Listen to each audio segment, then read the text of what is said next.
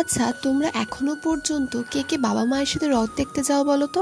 হ্যাঁ, বিয়ে হয়ে গেছে বলে তো কি হয়েছে, আমি কিন্তু গিয়েছিলাম। আর গিয়েই দেখো আমার যেটা কাজ, প্রথমেই গাছের দিকে নজর। আর লক্ষ্মীগঞ্জ বাজারে এত গাছের দোকান বসেছে, আমি কিন্তু জানতাম না। আমি জানি সেখানে ফুল খুব কম দামে পাওয়া যায়, ফুলের অনেক দোকান, বাট এত গাছের দোকান, আমাকে তো নেক্সট টাইম যেতেই হবে।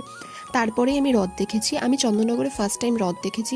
চন্দননগরের কাছে থাকলে কী হবে, রথ কিন্তু চন্দননগরে আমি প্রথমবার দেখেছি, কারণ আমি রথে সবসময় মামার বাড়ি চলে যেতাম ছোটোবেলায়, আর এখন বিয়ের পর ভদ্রেশ্বরেই রথ দেখা হয়। তো ফার্স্ট টাইম দেখলাম, খুব ভালো লাগলো। তারপরে এসে গিয়েছিলাম স্ট্যান্ডে, আর স্ট্যান্ডে নিয়েছিলাম পাপড়ি চাট। বাবা মা বোন আমি চারজনেই বেরিয়েছিলাম। তারপরে সমস্ত কিছু টুকটাক অনেক কিছু খেয়েছি। শেষমেশ ডিনারটা একটা ভালো রেস্টুরেন্টে করেছি। তখন আমার সাথে সিডও জয়েন করেছিল, তার বাবার কড়া হুকুম যে জামাইকে থাকতেই হবে, তো তার কারণেই তাকে আসা। That's all about it.